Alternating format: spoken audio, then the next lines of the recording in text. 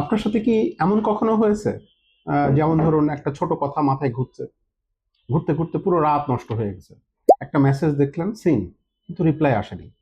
আর তখনই শুরু হলো আপনার মাথার ভেতরের যুদ্ধ। সে কি রাগ করেছে? আমি কি ভুল বললাম? নাকি সে আমাকে এড়িয়ে যাচ্ছে? এটাই হলো ওভার থিঙ্কিং। চলুন একটা গল্প বলি। আমি শাহরিয়ার রেফিন, ইওর স্টোরি টেলার। কেন আমরা ওভার থিঙ্ক করি আজকে সেটা নিয়ে কথা বলি। ধরুন একজন ছেলে, নাম আনিস, সাধারণ, শান্ত স্বভাবের, কিন্তু একটা সমস্যা ছিল। সে খুব বেশি চিন্তা করত।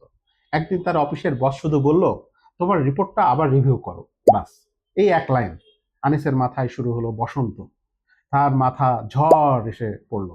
আমি কি খারাপ কাজ করেছি? আমাকে কি চাকরি থেকে বের করে দিবে? সবাই কি আমার উপরে বিরক্ত? সে আর সারা রাত ঘুমাতে পারল না। পরদিন গিয়ে দেখলো বস আসলে শুধু একটা ফরম্যাট চেঞ্জ করতে বলেছে, কোনো সমস্যাই ছিল না। তাহলে প্রশ্ন হলো, আমরা কেন ওভার থিঙ্ক করি? দ্বিতীয় কারণ হলো ভয় বা ফেয়ার। আমরা সবসময় একটা ওর্স্ট কেস সিনারিও নিজের মতো করে ভাবি। তৃতীয় কারণ হলো অতীতের অভিজ্ঞতা। আগে কেউ কষ্ট দিলে আমরা নতুন পরিস্থিতিতে সেটা টেনে আনি।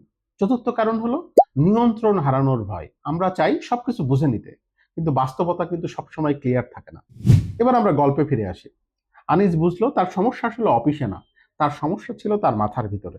সে সেদিন থেকে একটা জিনিস শিখলো, সব চিন্তা সত্য না। সেদিন থেকে তার জীবন একটু করে হালকা হওয়া শুরু করলো। তাই ওভার থিঙ্কিং আপনাকে স্মার্ট বানায় না, এটা শুধু আপনাকে ক্লান্ত করে ফেলে। সব কথা বিশ্লেষণ করার দরকার নেই, সব নীরবতার মানে খোঁজারও দরকার নেই।